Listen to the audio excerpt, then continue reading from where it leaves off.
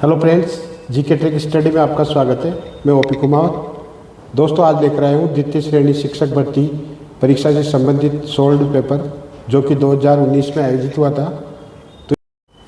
तो बिना देरी किए शुरू करते हैं दोस्तों आज की क्लास।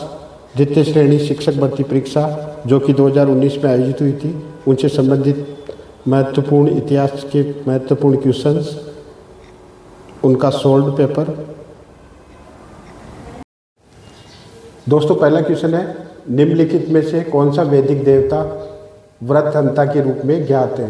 पहला क्वेश्चन क्या था दोस्तों कि निम्नलिखित में से कौन सा वैदिक देवता व्रतहंता के रूप में ज्ञात है। आपको ऑप्शन दिया गया था दोस्तों। पहला ऑप्शन था वरुण, दूसरा इंद्र, तीसरा रुद्र और चौथा ऑप्शन था दोस्तों विष्णु। तो कौन सा वैदिक देवता व्रतहंता के रूप में ज्ञात है, तो इसका राइट आंसर था दोस्तों इंद्र।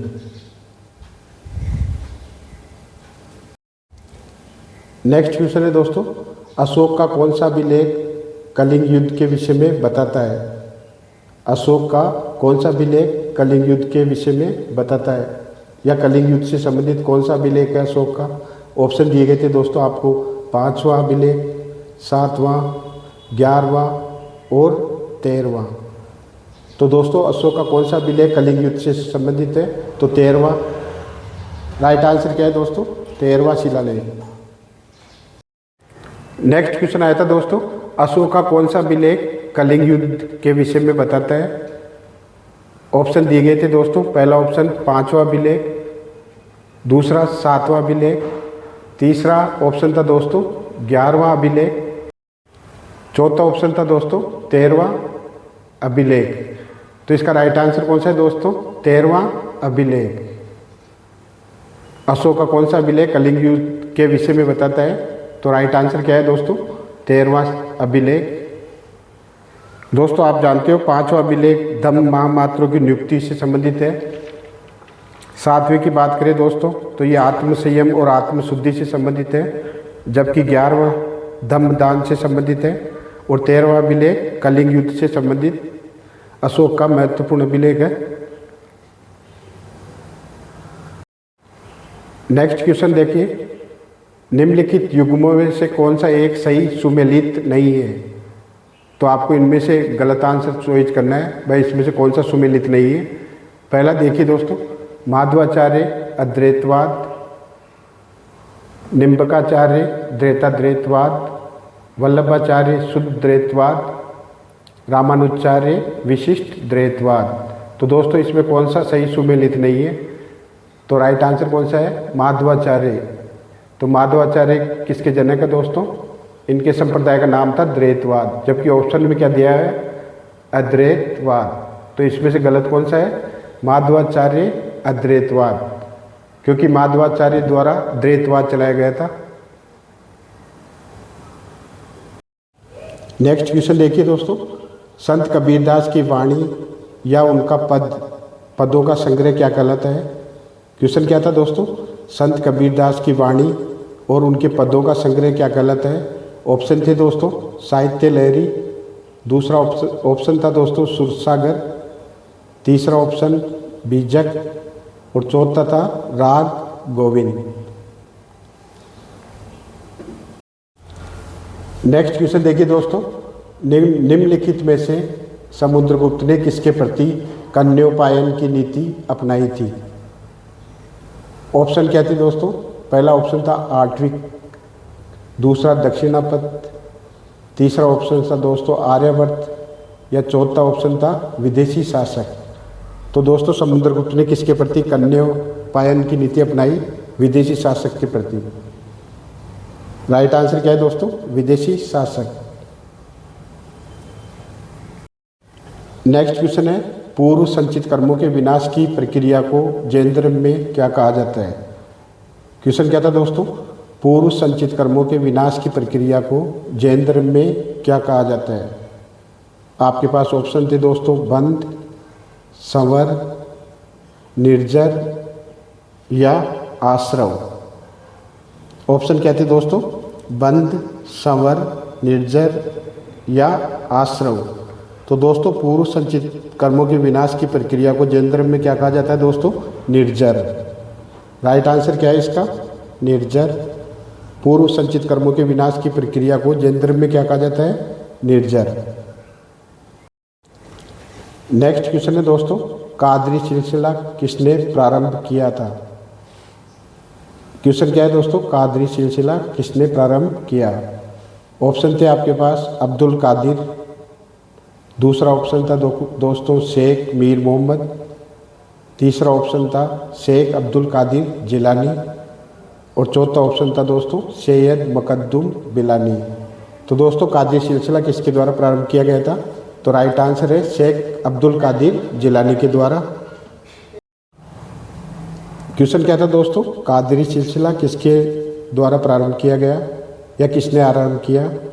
तो अब्दुल कादिर के द्वारा। दूसरा ऑप्शन था शेख मीर मोहम्मद, तीसरा ऑप्शन था दोस्तों शेख अब्दुल कादिर जिलानी और चौथा था दोस्तों सैयद मकद्दुम बिलानी के द्वारा। तो इसका राइट आंसर क्या है दोस्तों? शेख अब्दुल कादिर जिलानी। कादरी सिलसिला किसके द्वारा प्रारंभ किया गया था?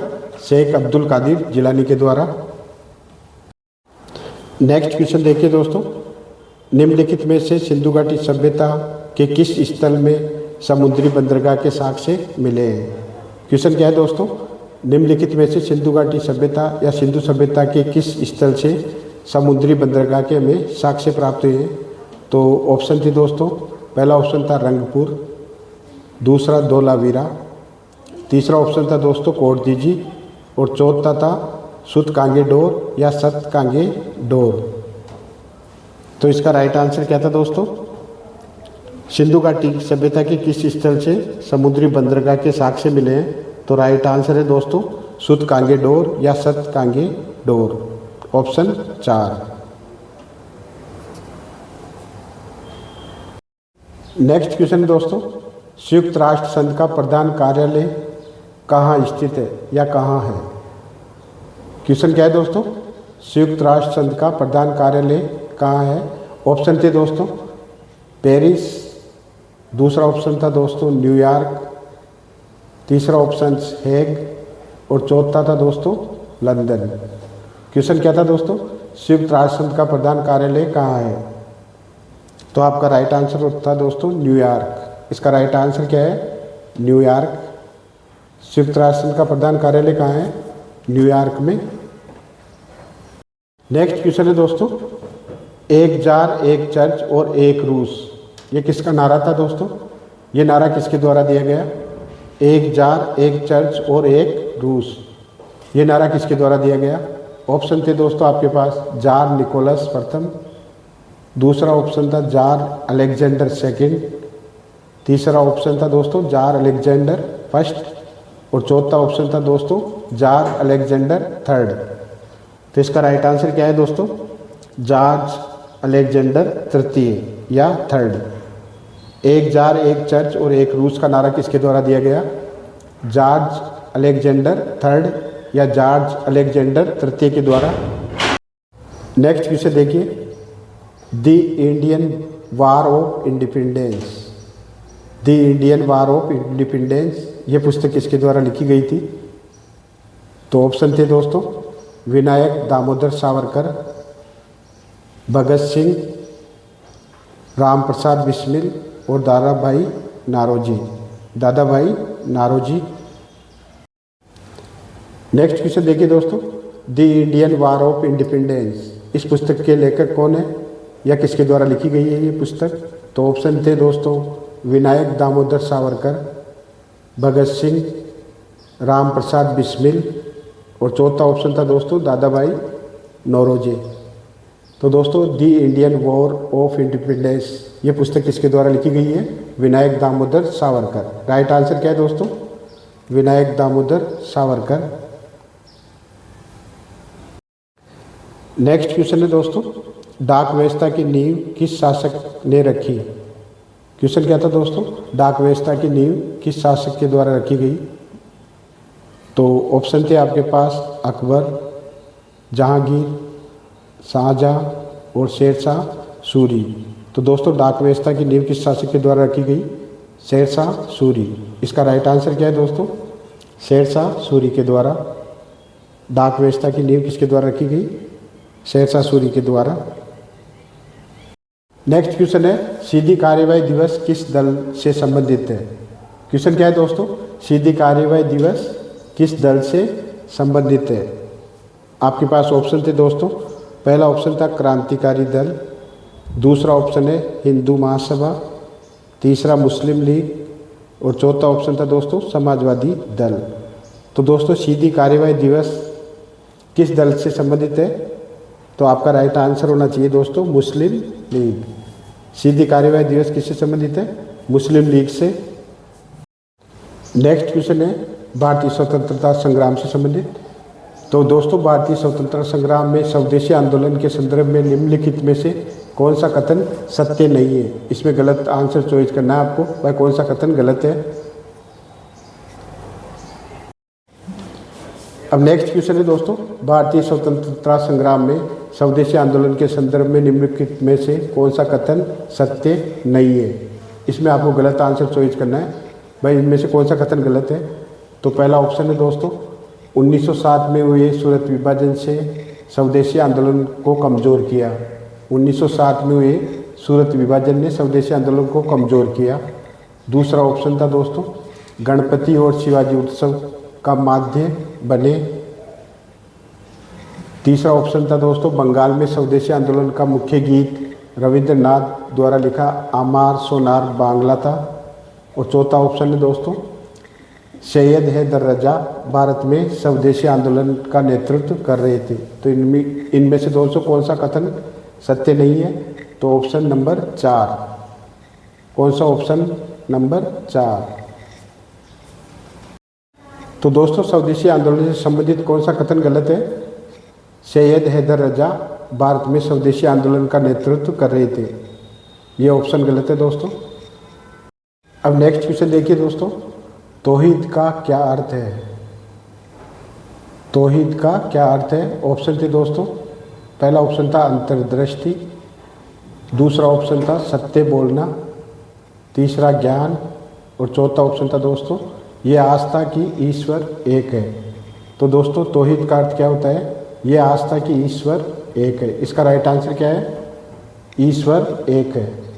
तौहीद का अर्थ क्या हुआ, ईश्वर एक है। नेक्स्ट क्वेश्चन है दोस्तों, दिल्ली की जामा मस्जिद किसने बनवाई थी। ऑप्शन थे आपके पास अकबर, औरंगजेब, जहांगीर और शाहजहां। तो दोस्तों दिल्ली की जामा मस्जिद किसके द्वारा बनाई गई थी, शाहजहां के द्वारा। इसका राइट आंसर क्या है दोस्तों, शाहजहां। तो दिल्ली की जामा मस्जिद किसके द्वारा बनाई गई, मुगल बादशाह शाहजहां के द्वारा। नेक्स्ट क्वेश्चन है दोस्तों, शिवाजी की राजधानी कहाँ थी। ऑप्शन देखिए दोस्तों, सत्तारा, पहला ऑप्शन क्या था सत्तारा, दूसरा तोरण, तीसरा रायगढ़ और चौथा ऑप्शन था दोस्तों पुरंदर। तो दोस्तों आप जानते हो शिवाजी की राजधानी कहाँ थी, तो इसका राइट आंसर है रायगढ़। शिवाजी ने रायगढ़ को अपनी राजधानी बनाई थी, तो राइट आंसर कौन सा हुआ, रायगढ़। अब नेक्स्ट क्वेश्चन देखिए, मनसबदारी व्यवस्था में दयस्पा और सिंहस्पा का नियम किस मुगल सम्राट ने लागू किया। क्वेश्चन क्या है दोस्तों, मनसबदारी व्यवस्था में दयस्पा और सिंहस्पा नियम किस मुगल सम्राट ने लागू किया। ऑप्शन है आपके पास अकबर, दूसरा ऑप्शन था दोस्तों जहांगीर, तीसरा शाहजहां और चौथा था दोस्तों औरंगजेब। तो दोस्तों मनसबदारी व्यवस्था में दयस्पा सिंहस्पा नियम किस मुगल सम्राट द्वारा लागू किया गया, तो राइट आंसर है जहांगीर के द्वारा। इसका राइट आंसर क्या है दोस्तों, जहांगीर। तो दोस्तों जीके ट्रिक स्टडी को फॉलो करें, GK trick study bye OP Kumar. अगर वीडियो अच्छा लगे तो आगे से आगे शेयर करें, सब्सक्राइब करें और बेल आइकन को प्रेस करना ना भूलें। मैं ओपी कुमार, थैंक्स, जय हिंद, जय भारत।